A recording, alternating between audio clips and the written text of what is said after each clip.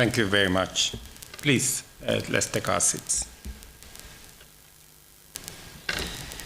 Excellencies, members of Council and Management of the National Defense University, Kenya, distinguished faculty, graduates, family, friends, ladies and gentlemen, I am pleased to join you on this auspicious occasion, the third graduation ceremony of the National Defense University, Kenya, to honor and celebrate the achievements of this remarkable cohort of graduates who now join the ranks of those fully empowered to serve our nation and humanity.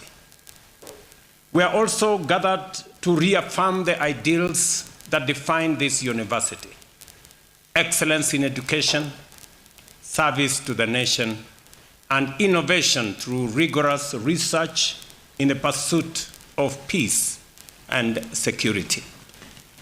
This graduation comes at a fluid moment for our country and the globe. The pace of change is accelerating. The boundaries between traditional and evolving security threats are blurring. Our defense and security architecture is in constant flux.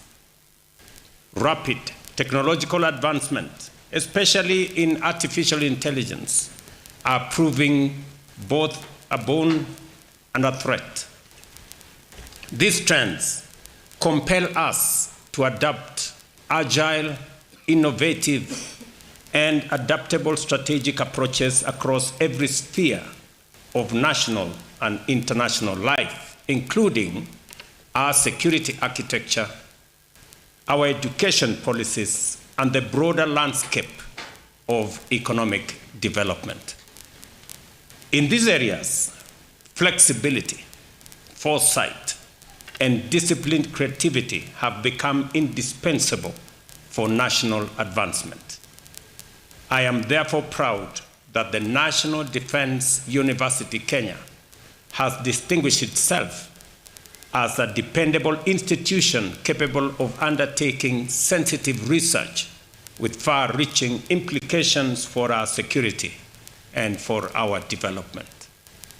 The work done here ensures that research-driven, data-guided, and evidence-based solutions inform national policy, strengthening our capacity to respond to rapidly evolving challenges with clarity and with confidence. I commend the University Council and management for their steadfast commitment to the research initiatives I have continued to assign from time to time. Studies addressing critical national concerns, including sustainable approaches to security in the North Rift, all of society's strategies addressing femicide, and the influence of fake news, misinformation, and disinformation on governance and leadership. Ladies and gentlemen, in my State of the Nation address yesterday, I identified human capital development as one of the 4 national priorities alongside expansion and transformation of agriculture, generation of additional energy, and expansion of transport and logistics to propel Kenya to the next frontier of leadership. We settled on human talent development because our people, the people of Kenya, are the most precious and irreplaceable resource that we have. No country can rise above the abilities of its citizens. A nation that truly intends to prosper, as Kenya does, must therefore elevate through deliberate skill development, the deepening of knowledge, and the strengthening of creativity and innovation. We are resolute in our mission to expand science, technology, engineering, and mathematics education programs, fortify our innovation ecosystem, promote cutting-edge research, and cultivate a formidable cadre of high-level professionals in all those fields, in engineering, in science, in research, in technology, and associated fields. It is for this reason that the government of Kenya is committed to scaling up the National Research Fund from the current 0.8% of GDP to the required and legally provided 2% of GDP. It is also the reason why I deliberately reorganized government and created the State Department for Research, Technology, and Innovation. This increased investment is essential to driving this vision and will ultimately raise our national research budget to close to R1 trillion shillings in the next 10 years. Through this fund, we expect our universities to stand at the forefront of research, innovation, and technological development. And this morning, I had a conversation with both the council and management of this university on the need to plug into the ecosystem that is being created, where we are consolidating all our research resources, our research intervention, and coordinating and creating more synergy so that research in all the fields is coordinated, is funded appropriately, and is scaled up so that we can benefit from the outcomes of research, be they in innovation, be they in business, and in all other ideas that gradually develop into businesses and into interventions. We expect to see a steady rise in patents originating from our institutions of higher learning and research.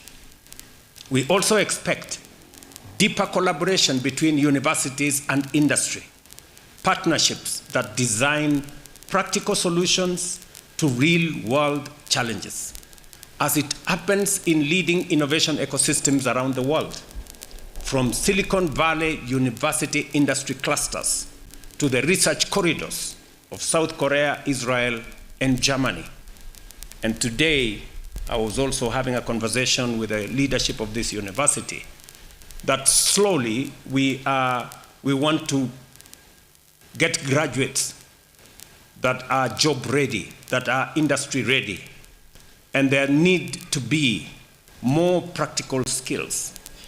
We have asked our TVETs, as I ask those who are being trained here for diploma and other courses, that the university must facilitate more industrial engagement, more practical engagement in industry as a means of preparing graduates that will be industry ready, connecting theory, practicals, and industry.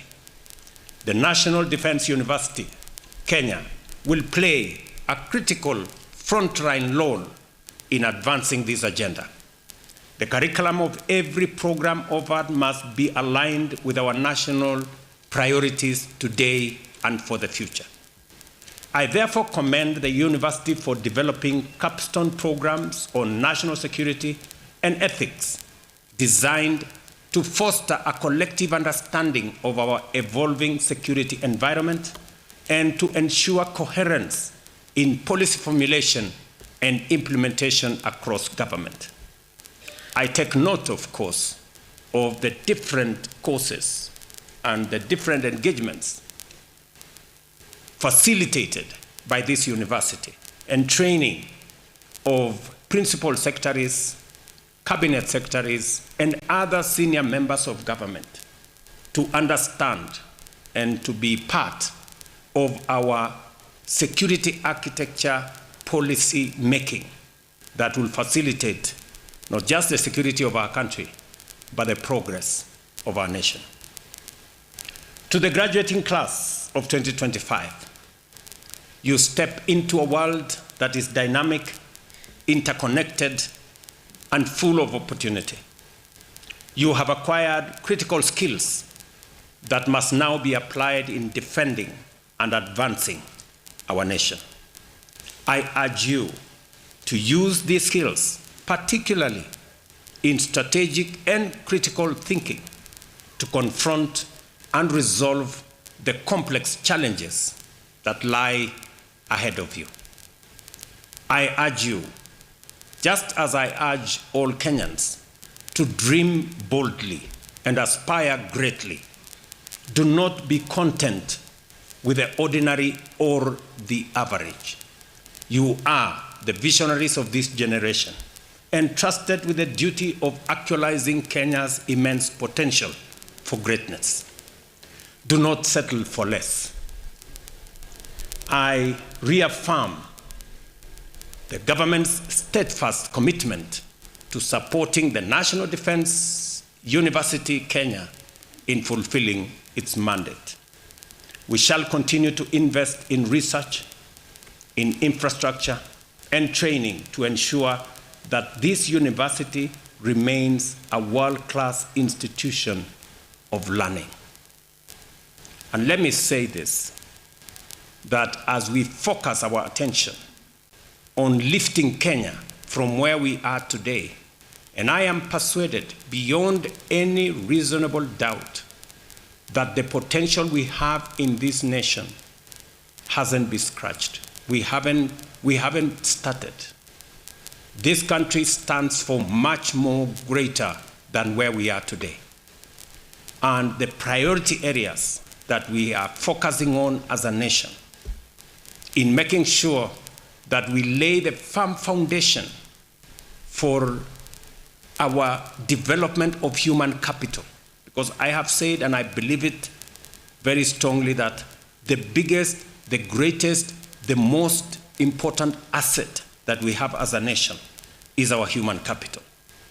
And to be able to tap into the potential of our human capital, we must sharpen it through education, knowledge accumulation, training, and making sure that we unlock the largest potential possible from our human capital, and translating ideas, knowledge, innovation into practical solutions for the challenges that we face today as a nation.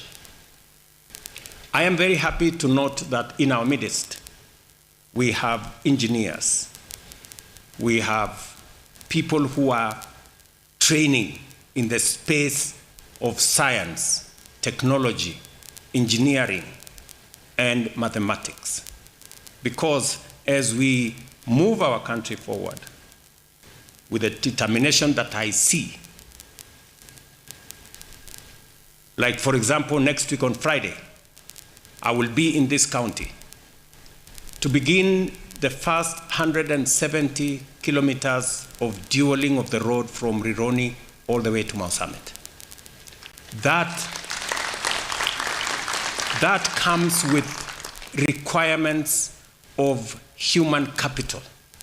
I was having a conversation this week with a company that is going to undertake that huge exercise where they are investing their own resources. It's not Government of Kenya resources. They will be investing in the construction of this road. And the conversation I was having with them on how we need more engineers, how we need more people to design bridges,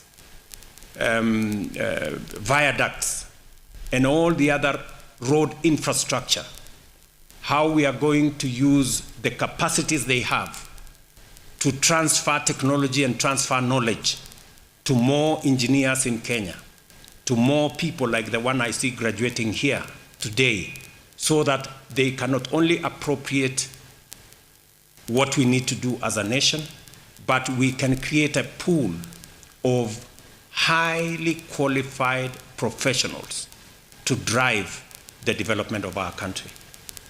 We will shortly require more engineers in water technology, in dam construction, in making sure that value addition, agro-processing becomes the norm rather than the exception. Today, we still export quite a bit of our products in raw form, and we need to change that. I did say yesterday, we import today more than we export. And if we continue this way, there is very little likelihood that we can grow wealth if we are using more money to buy things from other places than the money we receive from the products we sell to other markets. It means we are draining the resources we have. We have to change that. We need to export more than we import. And that is the reason why logistics, making sure that we develop the necessary road infrastructure, the necessary logistics that will get our country connected, move products from markets, from fields, from farmers to markets, engage our manufacturing and agro-processing infrastructure. And for us to do that, I did say yesterday, we need energy. We need electricity. At the moment, the electricity that we have is not sufficient to power our transformation. I remember when I went to the United States for that invitation by President Joe Biden. One of the program we signed into is a program that would put Kenya, Microsoft, and G42 of the UAE in the setup of what we wanted to be data centers powered by green energy, because we have green energy in abundance. But when the details were revealed to us, we needed an extra 1,000 megawatts of energy to be able to run the data centers that we had signed into. So just imagine, we have 3,300 megawatts of energy, but because of intermittence of some of the supply, whether it is wind or solar, the confirmed energy that we have is 2,300, maybe 400 megawatts. So if we need 1,000 megawatts to run the data centers, it means we have to shut down half the country to be able to run that program. That tells you how desperately we need to generate energy. If we have to leverage on technology, on artificial intelligence, on data centers, because that is the future of our economy. That is where the world is going. And therefore, as a matter of urgency, we need to generate an extra 10,000 megawatts like yesterday. And I believe that all this is doable. And shortly, Kenyans will see the rollout of what I said yesterday, because we are behind time. Tumechelewa. So we need to catch up with those who are moving in the right direction. So this university has a very special place. All our universities, all our institutions of learning must appropriate their place. As I said yesterday, we are going to spend more resources in equipping our men and women, making sure that our schools, our colleges, our universities are properly funded. They have the necessary capabilities to train, to teach, and to educate the Kenyan population. It is the reason why I have increased the budget for education from close to 500 billion shillings to 700 billion shillings in the last 3 years, because education is important. Our training of human capital is important. Because as I have said, no nation can grow beyond the abilities of its citizens. So if we have to move to the next level, we have to train, we have to get the men and women with the capacity to think, with the capacity to plan for our progress. So universities, colleges, I call upon you to appropriate your place, to take up your responsibility. Government of Kenya, we will raise the necessary resources. It is the reason why we have increased our university funding from about 45 billion shillings in 2022 to 82 billion shillings this year. Because the training, the sharpening of our human capital is central to our development and our progress as a nation.